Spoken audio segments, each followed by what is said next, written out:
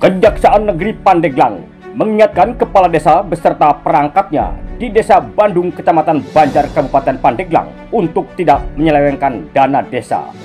Apabila melakukan penyelewengan dana desa, maka masuk dalam tindak pidana korupsi. Kepala Kejaksaan Negeri Pandeglang, Aco Rahmadi Jaya, melalui Kepala Seksi Perdata dan Usaha Tata Negara atau Datun Kejari Pandeglang, Rizal Jamaluddin, mengatakan hari ini Kejaksaan Negeri Pandeglang melaksanakan kegiatan pendampingan hukum pengelolaan dana desa di Desa Bandung, Kecamatan Banjar. Ini merupakan salah satu kegiatan implementasi dari Instruksi Jaksa Agung Nomor 5 Tahun 2023 tentang optimalisasi peran Kejaksaan RI dalam membangun kesadaran hukum masyarakat desa. Salah satunya kami ditugaskan untuk memberikan semacam konsultasi hukum, katanya, kepada sejumlah awak media di Pendopo Bukit Sinyonya, Desa Bandung, Kecamatan Banjar, Kabupaten Pandeglang pada hari Kamis 31 Juli 2025. Rizal menjelaskan, pendampingan hukum pengelolaan dana desa ini terbatas dalam konsultasi hukum, sifatnya dalam hal pengelolaan keuangan dana desa. Tujuannya agar para kepala desa beserta perangkatnya taat kepada peraturan perundang-undangan yang telah ditetapkan. Salah satunya juga tujuannya adalah untuk melakukan mitigasi risiko-risiko yang kemungkinan kedepannya timbul. Nah, karena dana desa ini kan sudah ditetapkan aturan mainnya. Ya, diantaranya ada Peraturan Menteri Keuangan 108 tahun 2022 dan Peraturan Menteri Desa nomor 2 tahun 2024. Ya, tadi juga PMK 108 2024 ya. Nah, itulah aturan-aturan itu. Jadi memang telah ditetapkan ada program prioritas dalam hal penggunaan dana desa.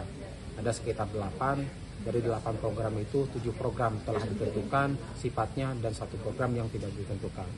Jadi harapannya sesuai dengan regulasi yang telah ditetapkan oleh pemerintah. Ketika regulasi-regulasi tidak diikutin, itu kan ada konsekuensi karena ini sumbernya dari APBN. Ketika sumbernya dari APBN, maka konsekuensinya ketika ada temuan yang sifatnya merugikan keuangan negara, maka itu bisa berakibat dalam hal tindak pidana korupsi. Para kepala desa tidak tahu gitu kan bahwasanya ada akibat hukumnya ketika tidak mengikuti regulasi-regulasi yang telah ditetapkan oleh pemerintah. Jadi karena itu ada di bidang penindakan ya. Hanya adalah kita untuk melakukan hal-hal yang sifatnya preventif. Karena banyak yang selama ini kepala desa yang terjerat gitu akibat tidak tahuan atau ketidakpahaman terhadap regulasi yang telah ditetapkan oleh pemerintah. Karena sifatnya tindak pidana korupsi itu ada yang namanya daluarsa tindak pidana. Sepanjang daluarsa tindak pidana itu masih masuk, masih dimungkinkan untuk dilakukan pemeriksaan hukum. Tentunya kita lebih kepada penekanan terhadap pentingnya pemahaman regulasi-regulasi yang ada khususnya dalam pengelolaan dana desa yang sumbernya dari keuangan negara. Kemudian pelaksanaan tugas pokok dan fungsi secara optimal, karena ini saling berkaitan antara pelaksanaan tugas dengan pengelolaan keuangan yang ada di desa tersebut. Pendampingan hukum dari Kejaksaan Negeri Kabupaten Pandeglang, dan kebetulan Desa Bandung telah menandatangani MOU antara pemerintah Desa Bandung dengan Kejaksaan Negeri Pandeglang. Hari ini telah direalisasikan bahwasannya kegiatan ini adalah pendampingan hukum tentang pengelolaan keuangan di desa, apalagi desa telah mendapatkan kocoran dana, yaitu adalah dana desa. Maka kegiatan pendampingan ini perlu dilakukan berdasarkan MOU yang telah ditandatangani bersama. Tindak pidana korupsi. Nah, untuk di desa upaya yang sudah dilakukan untuk transparansi seperti apa? Baik. Disampaikan tadi dalam kegiatan ini diberikan pemahaman tentang korupsi ya, indikasi korupsi, terus juga bagaimana caranya agar tidak terdapat korupsi.